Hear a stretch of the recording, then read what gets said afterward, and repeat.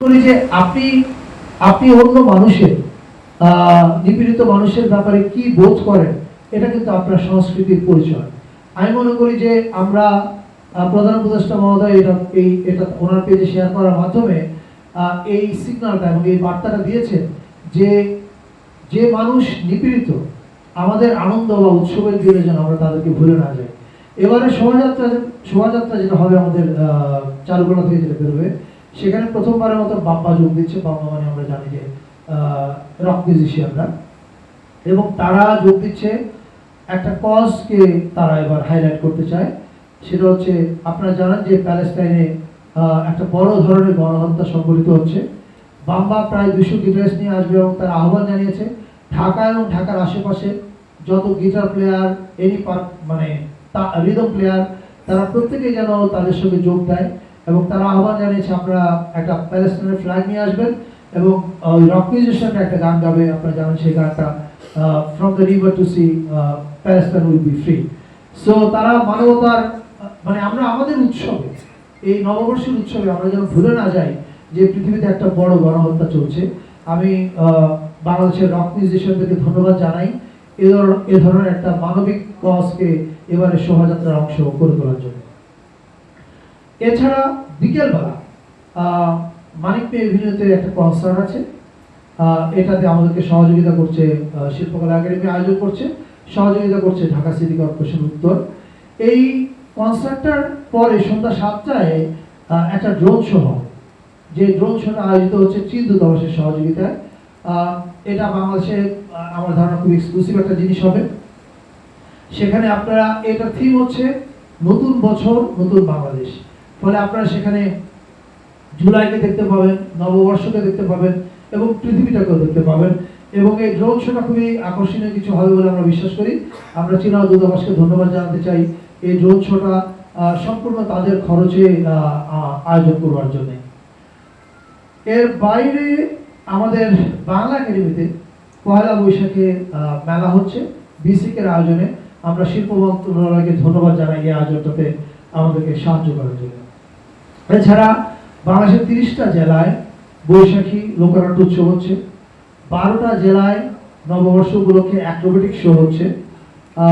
15 দিন ব্যাপী বৈশাখী মেলা করছে বাংলাদেশ লোক ও কারুশিল্প ফাউন্ডেশন। আর এর বাইরে আমাদের যে পাহাড়ে এবং সমতলে অনেকগুলো নৃগোষ্ঠী সেল আছে, এই সেলগুলো মেলা এবং উৎসবের আয়োজন করছে। এগুলো আমি আলাদা করে উল্লেখ করলাম না। আজকে থেকেই মিরপুরের বৌদ্ধ বিহারে উৎসব শুরু হচ্ছে 5টা ভিন্ন জাতিগোষ্ঠীর। সেখানে আজকে সুপ্রদীপদা থাকছেন, আগামীকাল আমি যাব। এরকম সারাদিন। এছাড়া রাঙামাটিতে মেলা চলছে, বান্দরবনে চলছে। ফলে আমি মনে করি এবারের উৎসবে, এবারের নতুন বছর এবং চৈত্র সংক্রান্তিতে আমরা সবাই মিলে এক হয়ে একটা নতুন বাংলাদেশ হয়ে ওঠার চেষ্টা করছি। এটাতে আমরা সবাইকে আরো যোগ দিতে আহ্বান জানাই এবং সাংবাদিক ভাই বোনদের আপনাদেরকে ধন্যবাদ। আপনারা আমাদের কথাগুলো প্রচার করার জন্য আপনারা অনেক পরিশ্রম করেন।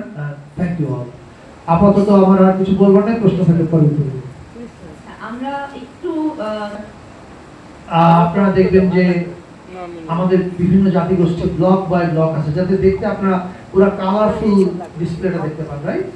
তো আমাদের রক মিউজিশিয়ানরা তারা একটা ব্লকে থাকবে কোনো একটা জায়গায়, সেটা ঢাকা বিশ্ববিদ্যালয়ের চারুকলা বিভাগ এবং একটা ক্রিয়েটিভ ডিরেকশন সেল করা হয়েছে, শিল্পকলা একাডেমিও সেখানে যুক্ত আছে। ওরা মিলে ডিসাইড করবে। সো এই রক মিউজিশিয়ানরা তারা একটা ব্লক তৈরি করবে। সেই ব্লকে they will be carrying Palestinian flag এবং তারা গাবেন হচ্ছে ওই যে from the river to the sea Palestine will be free, এই গানটা। Thank you. এবারে শোভাযাত্রাটা প্রথমত আগের যে কোনো বারের চেয়ে আলাদা হবে, এ বিষয়ে কোনো সন্দেহ নাই। সেটা হচ্ছে রঙে, এর কন্টেন্টে এবং এর আয়োজনে। সেটা আপনারা নিজেরাই প্রত্যক্ষ করতে পারবেন যখন শোভাযাত্রাটা হবে। আর নিরাপত্তার ক্ষেত্রে গতকালকে আমাদের আইনশৃঙ্খলা কমিটির একটা মিটিং ছিল স্বরাষ্ট্র উপদেষ্টা জাহাঙ্গীর ভাইয়ের সভাপতিত্বে। সেখানে বিস্তারিত আলোচনা হয়েছে এবং আমরা মনে করি না যে নিরাপত্তার কোনো ঝুঁকি আছে। এই বিষয়ে পুলিশ, সেনাবাহিনী এবং অন্যান্য যারা আছেন তারা সক্রিয় আছেন।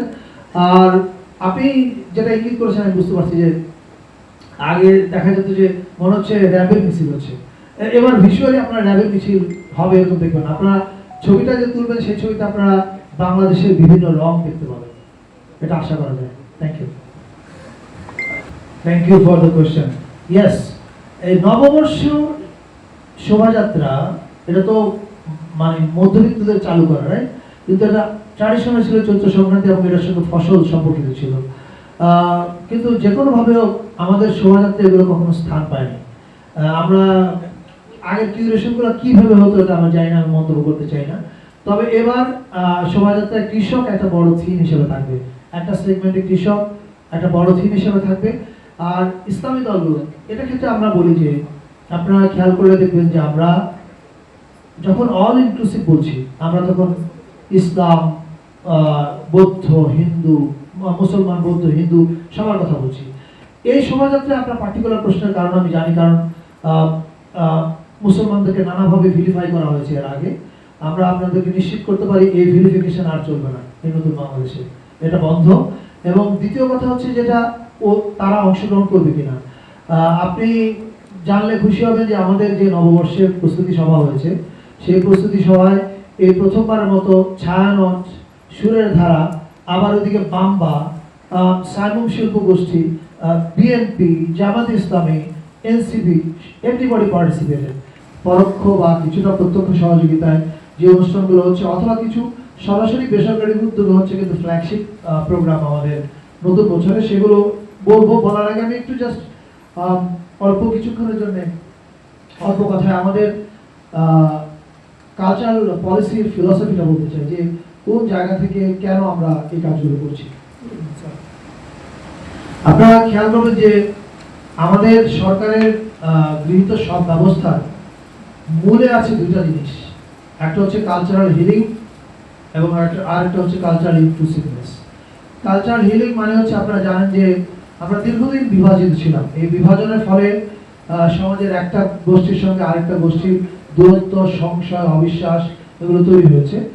এই হিলিং এর কাজটা আমরা ইতিমধ্যে করছি। আপনারা খেয়াল করেছেন যে এবার দেশ স্বাধীন হওয়ার পরে 54 বছরের ইতিহাসে প্রথমবার শিল্পকলা একাডেমি চাঁদ রাতে ঈদের অনুষ্ঠান করেছে।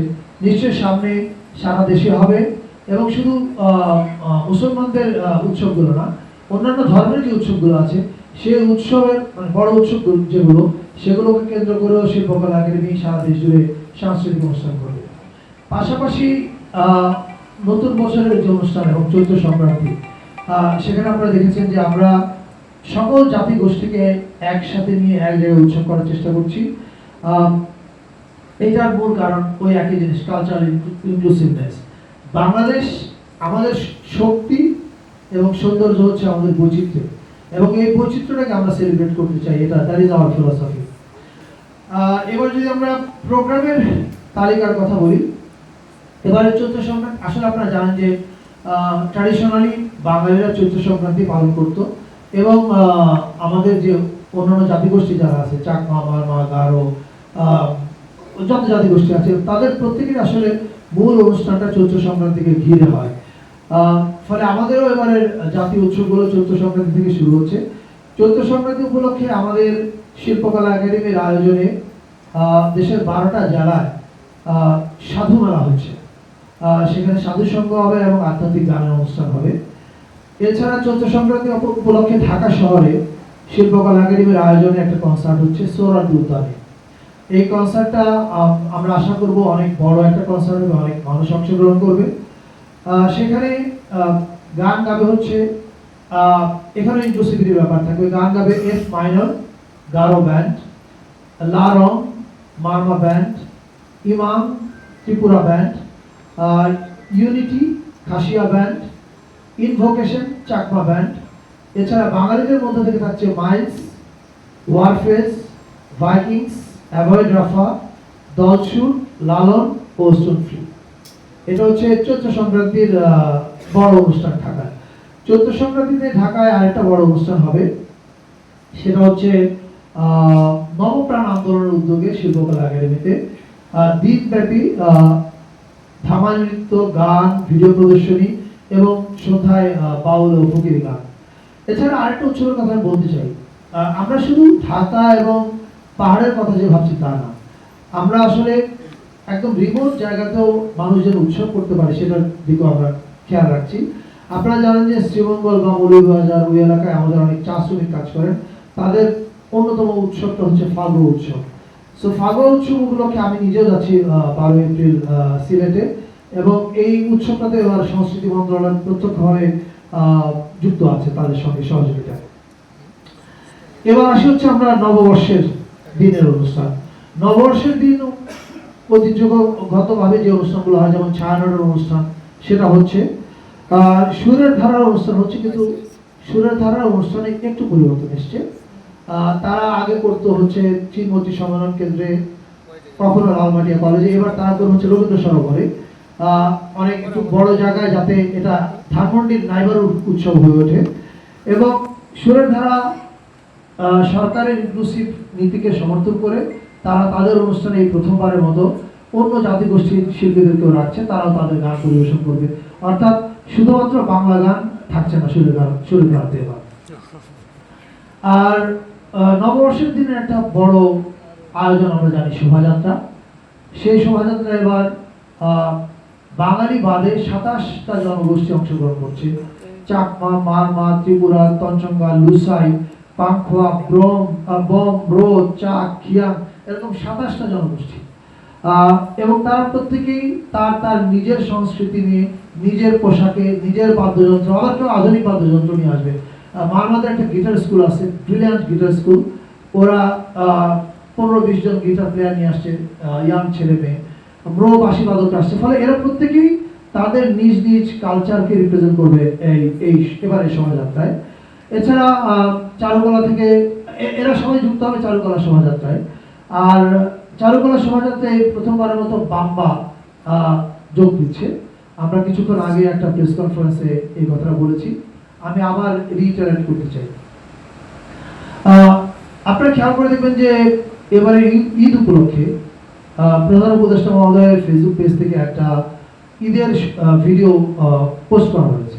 ইয়েগুলি কিন্তু কাস্টমারি যে গেমস বলেন এবং অন্যান্য যাহা কিছু আছে, ইভেন মারমাদের যে ইয়েটা আছে, পানি খেলা যেটা আছে, আপনারা চাইলেই যেতে পারেন ওখানে 18 এবং 19 তারিখ।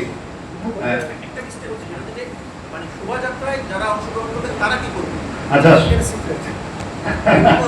আচ্ছা, এটা অনুভূতি পাচ্ছি না আর কি। তারপরে বলি, আমি আপনাদেরকে দাওয়াত দিয়ে নিমন্ত্রণ দিয়ে রাখতেছি যে 18 এবং 19 তারিখ, 18 তারিখ বান্দরবনে আমাদের যে মামাদের ট্রেডিশনাল যে পানি খেলা হয় সেটা হচ্ছে বান্দরবনে 18 তারিখ, 19 তারিখ হবে রাঙ্গামাটিতে, তারাই করবে। আর 12 তারিখ আপনারা চাইলে পানছড়ি যেতে পারেন, ওখানে হাজার হাজার লোকজন একসাথে ফুল বাঁচাবে পানছড়িতে। এটা হচ্ছে সাধারণত ওইটা খুব গর্জিয়াসলি হয়, আপনারা চাইলেই একটা ফটোশুট নিতে পারেন। আপনারা এছাড়া অন্যান্য জায়গায় হবে, রাঙ্গামাটিতে বেশ ভালোভাবে হবে, বান্দরবনেও খুব ভালোভাবে হবে, খাগড়াছড়ি সদরে অনেক ভালোভাবে হবে। আপনারা ফুল বাঁচানোটা একটু দেখে আসেন, 2টা স্ন্যাপ রেখে দেন, কাজ দেবে ভবিষ্যতের জন্য। Thank you. আমি আরেকটু যুক্ত করে জানার সঙ্গে যে ফুল ভাসানোর কথা বললো 12 তারিখে, আজ কিছুক্ষণ পরে আমার সঙ্গে তথ্য সচিব মহোদয়ের মিটিং আছে। সেই মিটিংয়ে আমরা কোন কোন অনুষ্ঠানগুলো প্রচার করা যায় আমাদের কাছ থেকে ওনারা আমাদের পরামর্শটা শুনতে চাচ্ছে। তো সেখানের মধ্যে কিন্তু আমরা এই 12 তারিখে যে পানছড়িতে ইয়েটা হয় সেটা আমরা ইনক্লুড করতে বলবো, কারণ এটা খুব এক্সক্লুসিভ অনুষ্ঠান। আর দাদা 18 তারিখে আপনাদেরকে যে অনুষ্ঠানে দাওয়াত দিয়েছেন, ওই অনুষ্ঠানে সুব্রদীপদা নিজে থাকছেন, কিন্তু উনি ষড়যন্ত্র করে আমাকে 17 তারিখের অনুষ্ঠান দিয়েছেন, কিন্তু আমি হাল ছাড়ছি না, আমি 18 তারিখে থেকে যাবো ওই অনুষ্ঠানটা দেখার জন্য। আর তো কোনো প্রশ্ন নাই? আছে আছে।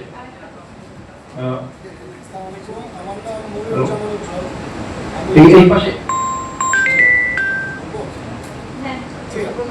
হ্যালো, আমার নাম মনিরুজ্জামান উজ্জ্বল, আমি জাগরিজ থেকে বলছি।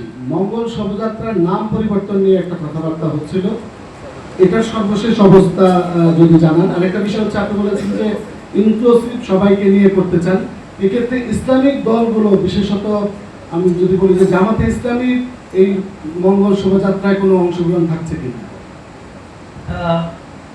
আমাদের প্রস্তুতি পর্বে আলোচনায় সবাই যুক্ত ছিলেন, কিন্তু আসলে তো কেউ এখানে কোনো ব্যানার নিয়ে যোগ দেয় না। আপনারা যদি ট্র্যাডিশনালি দেখেন, কোনো নির্দিষ্ট দলের ব্যানারে কেউ যোগ দেয় না, ফলে আমার মনে হয় না যে দলের ব্যানার নিয়ে কেউ যোগ দিবে। কিন্তু আমি নিশ্চিত এবার উৎসব সবার অংশগ্রহণে হবে। আর একটা প্রশ্ন কি ছিল? মঙ্গল শোভাযাত্রার নাম কি হবে? এটা তো শোভাযাত্রা। এখন আপনারা জানেন যে এটার নাম একসময় ছিল, যশোরে যখন হয় তখন বর্ষবরণ শোভাযাত্রা, ঢাকা আসার পরে হলো বর্ষবরণ আনন্দ শোভাযাত্রা, এরপরে আবার এটাকে বানানো হলো মঙ্গল শোভাযাত্রা। তো এবার কি হবে এ বিষয়ে ঢাকা বিশ্ববিদ্যালয় তারা আলোচনা করছে, তারা সিদ্ধান্ত নিয়ে আগামীকাল জানাবে। Thank you.